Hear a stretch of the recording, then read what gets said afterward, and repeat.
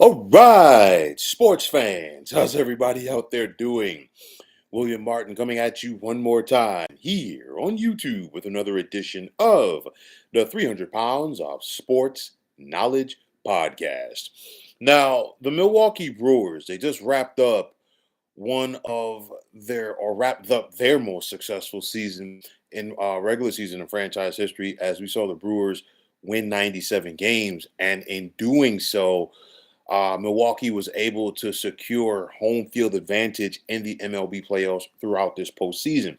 Now, after the Brewers are able to get past the Chicago Cubs in the divisional round, they had to like their chances, okay, coming into the NLCS to take on the Los Angeles Dodgers. Now, yes, the Dodgers are the defending World Series champs, okay, and even with all of that, we saw Milwaukee sweep the season series from the Dodgers this year.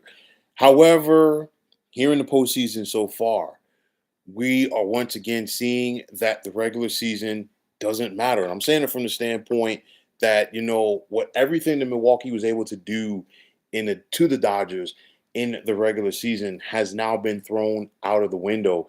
And so far in this NLCS, it is the Dodgers who are in complete control so far. Now, we just saw the Dodgers go to the Midwest for the first two games of this series, and their pitching staff, their starting pitching, shut down one of baseball's best lineups. You look at game one, the Dodgers got 8 easy innings, okay, from Blake Snell in game one. And then last night, it was a complete game courtesy of Yoshinobu Yamamoto. Yes, in this day and age, there actually are starting pitchers that are allowed to go the distance. Okay.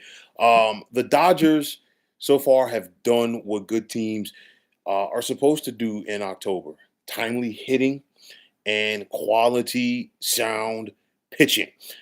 So you look at this thing, and one of the questions you're going to ask is, will this 0-2 hole that the Brewers find themselves in, will they be able to overcome it? They've got to win 4 out of the next 5. And of course, it starts with game 3 tomorrow at Chavez Ravine. If you're the Dodgers from their standpoint and manager Dave Roberts, you've got to feel good about this situation heading back to Dodger Stadium for game number 3. You look at it, and I say this from the standpoint, first of all, you're up 2-0 in the series, okay? You still got to go out there and win 2 more. It's not going to be easy because Milwaukee is a good team. With that said, I think if you're the Dodgers, you have to feel confident for the fact that, hey, we didn't have to really tax our bullpen. Okay, Dave Roberts only had to go to 2 pitchers on Monday night for game 1. And honestly, I felt that what happened in the ninth inning of game 1 kind of, really, changed the tempo for Dave Roberts in those late innings for the Dodgers last night, because I felt like Blake Snell was still dealing. You should have kept him in the game. The Brewers offense got life, and they made it very interesting for the Dodgers in that bottom of the ninth inning before losing 2-1. But last night with Yamamoto, of course, he was in complete control after giving up a leadoff homer to begin the game to Jackson Churio. But nonetheless, you didn't have to tax your bullpen. So all of your arms are fresh. So if you have to go to the bullpen, you have guys that are fresh if you're the Dodgers. On top of that, the guys that Milwaukee has not seen in this series as of yet for the most part. So that's something right there that should be an advantage for the Dodgers in the middle games of this series. Now, it's one of those on the flip side for Milwaukee, whereas Dave Roberts didn't have to really delve into his bullpen in the first 2 games. It was the other side of the coin for Brewers manager Pat Murphy. We saw him have to use 6 pitchers in game number 1, and then last night for game number 2, he had to go with 6 pitchers once again. So it's one of those in these series, especially the longer they go, the more times that hitters see pitchers, the advantage goes to the hitter for the most part. But nonetheless, what we're seeing so far from the Dodgers in this series, this is why the Dodgers have been investing in recent years so much in the starting pitching. This year, this past offseason, it was Blake Snell. The offseason prior to that, it was Yamamoto. Okay, we saw them pick up Tyler Glasnow a couple of years ago in the trade with the Tampa Bay Rays. And now you've got yourself, one of the best rotations in baseball when everybody is healthy. I know there was talks as whether or not um, Dave Roberts was going to use Glasnow or Shohei for game number 3 on the mound to start. And he made the right decision, in my opinion, going with Glasnow. I say this because if you are the Dodgers, okay, you have an opportunity to really put the hammer down in game 3 because it's not over. It wouldn't be over, but the Brewers would really be hard pressed to try to come back from the 0-3 hole, especially having to do games 4 and 5 on the road in LA. But nonetheless, you go with Glass now in game 4, and then you come back with Shohei for game 4. I mean, you go with Glass now for game 3, excuse me, and Shohei for game 4. And if this series is extended, if you're the Dodgers, you have to like your chances based off of what you saw from Snell in game number 1 against Milwaukee, and he probably be the game 5 starter. And then, of course, Yamamoto if you had to go back to Milwaukee for game 6. But nonetheless, you look at the Dodgers bats, and it showed once. It's showing once again in the series. Teoscar Hernandez he just continues to be Mr. Clutch. You go back to last year's World Series run for the Dodgers, and then of course Game 1 of the LDS against the Philadelphia Phillies. I mean, he completely took the air out of Citizens Bank Park, one of the noisiest places in baseball.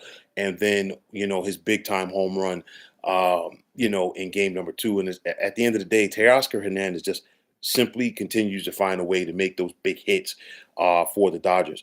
Likes of Kike Hernandez and Max Muncy, guys who have been there and done it for quite some time with the Dodgers. And they always seem to find themselves in the middle of making big plays, okay? If you're the Dodgers, you're up 2-0 in this series, and Shohei has really yet to get it going. I know he had the RBI single last night, but Shohei has not been there so far with his bat during this postseason. At some point, that is going to change, and if that does change, and if it changes in the series, huge advantage for the Dodgers. For me, with Milwaukee, I put them in the same situation, kind of like what I said with Toronto. This game is still going on right now as we speak, game 3 of the ALCS. Seattle jumped out to the 2-0 lead before Toronto has scored the last 7 runs. But I truly do feel that what Milwaukee needs to do, they've got to go out there and they've got to put a crooked number up on Tyler Glasnow early tomorrow in game 3. If you look at the Dodgers starting pitchers, in comparison to the Brewers starting pitchers for this series. The Dodgers starting pitchers have not had stressful innings. Again, you go back to Yamamoto, that first pitch of the game, the Jackson Churio home run. Okay. After that, he was in complete control. He had the Brewers lineup eating out of the palm of his hand, and Blake Snell was in complete control in game number 1. If you're the Brewers, and one of the things that they did best throughout the regular season, they did the little things, they did the fundamentals, and they put stressful innings, stressful pitches on opposing starting pitching. And that's something that they need to get back to very quickly if they want to get back in this series. It's one of those, they got to make the Dodgers pitchers sweat. And you do that by getting guys on base. They have not been doing that so far. They have the lineup that's capable of doing it with the likes of Christian Yelich, Bryce Terang, and William Contreras, and others. But they've got to get going if they want to make something out of this series. The Dodgers lineup, and it's not just about them getting to the Brewers starters. They've also been getting to this Milwaukee bullpen. And I think if you're the Dodgers, that is only going to give you more confidence as this series progresses. So when it's all said and done, you look at things and you ask yourself, what are the chances that this series returns to American Family Field for a game number 6? The Brewers are up against it. Okay, I'll be straight up and honest with you.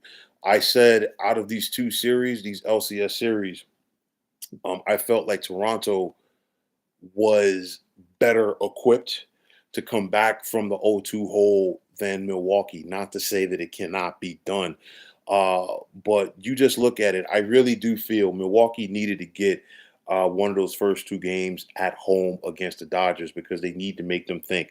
Don't get me wrong. There's still going to be some pressure on the Dodgers going to Chavez Ravine for the next two games. You look at it. They won the first two games of their divisional series with the Phillies on the road, came back and lost game three before they closed them out in game four. I guarantee you that's going to be in the back of the Dodgers' mind. And it's also going to be in the back of the Dodgers' mind that they got swept by the Brewers on their home field earlier this year as well. So I think there's pressure on both sides. Clearly, if you are Milwaukee, you've got to go out there, you've got to play loose, and you've got, like I said before, you got to try to put a crooked number up on this team early in order to take the crowd out of the game and let whomever that Pat Murphy is giving the ball to tomorrow for game number one, get himself established and get into a rhythm.